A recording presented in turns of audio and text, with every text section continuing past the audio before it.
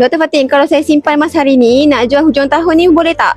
Okey, bagus sangat soalan ni. Jadi kalau tuan-puan tahu macam mana nak untung dalam simpanan emas, boleh save video saya dulu sebagai rujukan pada masa akan datang.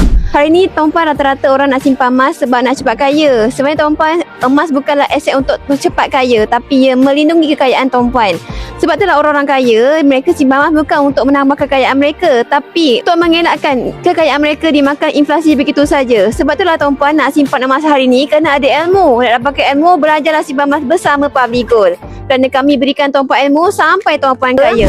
Itulah pesanan guru saya, bukan emas yang buat kita kaya, tapi ilmu. Tahu tak tuan-puan, dekat Public Gold, kita ada akaun GAP Gold Accumulation Program, di mana tuan-puan boleh menabur emas dengan serendah RM100. Kalau tuan-puan simpan 1 gram, maka ada 1 gram lah. Kalau tuan-puan simpan sampai 10 gram, maka akan ada 10 gram lah. Emas tak boleh beranak dan tak boleh berganda dengan sendiri. Melainkan kalau tuan-puan menabung dan terus menabung.